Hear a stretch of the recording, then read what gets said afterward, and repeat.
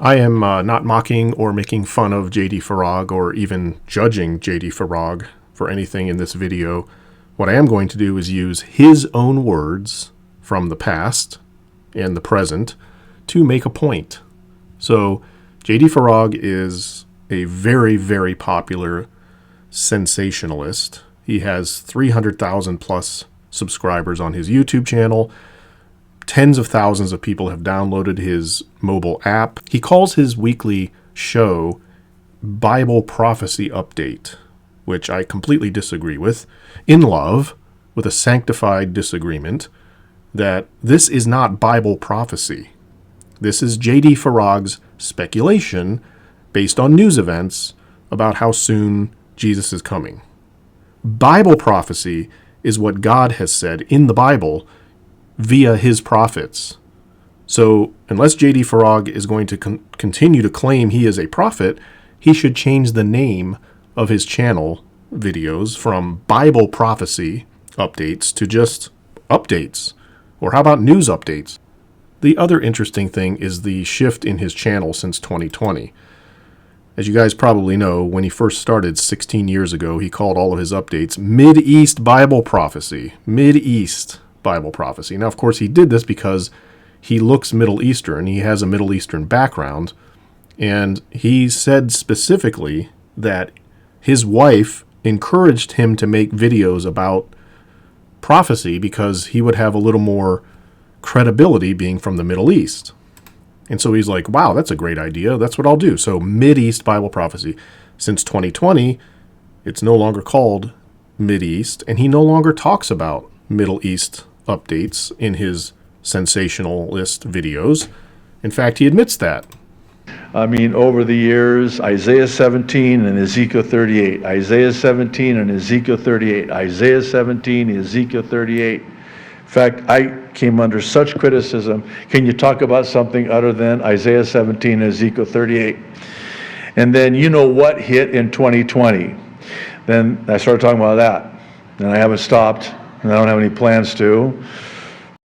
So he admits that he used to talk about the Middle East and Syria and those things, and he even made a couple of videos when something really hot was going on in Syria and claimed that this is it. This is it. This is the end because of what happened in Syria. In fact, if this isn't it, I will admit my mistake and apologize. Psalm 83. These are the surrounding neighbors that will get involved once this Damascus, Syria prophecy is fulfilled, and it is about to be fulfilled. I mean, I don't know how else to say it, but if this is not Isaiah 17 being fulfilled right before our very eyes, then, I mean, what could it be? What I imagined would need to be the news at the time that Isaiah 17 was fulfilled is exactly what's on the news, as even now Isaiah 17 is being fulfilled. Oh, Pastor, you're just, this is, you've been saying this for a long time now. Yes, I have. But, man, this is it. I mean, how can this not be it? If this is not it, and the U.S. brings the warships back, and Russia says, okay, sorry, no problem, let's all go home, no worries, and everything just kind of dissipates, then I will be the first to offer a formal apology for getting all excited about this being Isaiah 17. I promise you I'll do that. Now, to my knowledge, he has never actually done that because obviously we are still here. But let me show you a video that J.D. Farag made in 2017 before any of the 2020 nonsense started. And I defy anyone to find a single shred of content from J.D. Farag prior to 2020 that has anything to do with vaccines and anything to do with COVID-19. J.D. Farag never once picked up Revelation and pointed to chapter 17 and stated that this is a vaccine in Revelation 17, you know what I'm talking about, and it will be used as the devil's tool to destroy mankind. Never one time.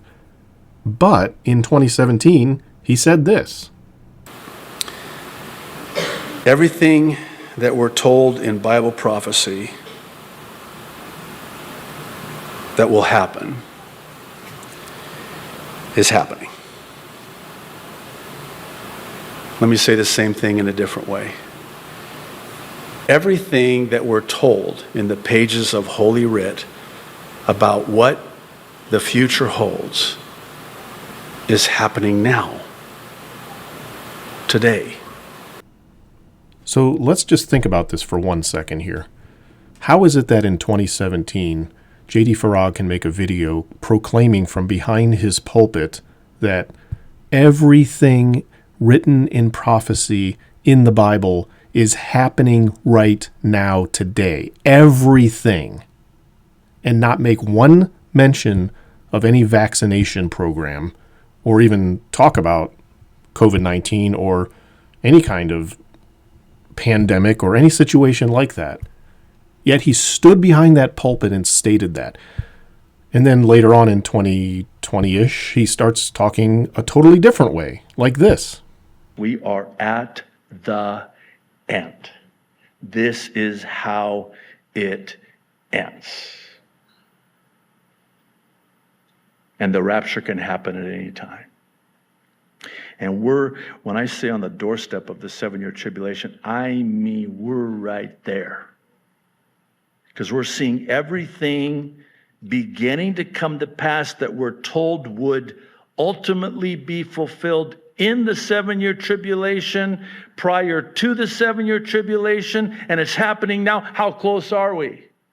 So this is serious error for many reasons. If J.D. Farag was just a guy like me, or like, I don't know, one of the other watch guys, it would already be pretty serious, because if you have a following of hundreds of thousands of people and you're telling these stories all the time that never come true, you are putting the testimony of the church at risk, at the very least, and the name of God. But J.D. Farag is a pastor. He stands behind a pulpit of a church. So he has authority already built in to what he is saying, and he is already, by stepping behind that pulpit, proclaiming the use of the name of God. It's a very serious thing to take the Lord's name in vain, and it's a serious charge, I understand. But when you use the name of God to proclaim things like this is the end, and you most assuredly are not talking about years and years and decades from now. You're talking about right now. In fact, he has scoffed and mocked at the very notion there could be 10 years left. When you do that in the name of God and it doesn't happen, you are taking his name in vain. Can I just say it one more time? I'm going to. The end is not near. The end is here. And I'll say it again, it's when we live by faith that we'll see through the eyes of faith that this is that appointed time of the end, and it will surely come. Nay, it is already here. And if you tire of me saying this, you're going to get really tired of me saying this, because I'm going to keep saying this. The end is no longer near. The end is now here. It's here now. This is it. This is it. This is how it ends. And this is why we always end with the gospel, the good news. This is how it ends. This is the end. So as to encourage us while we're still here on earth, for as long as that may be, hopefully not too much longer.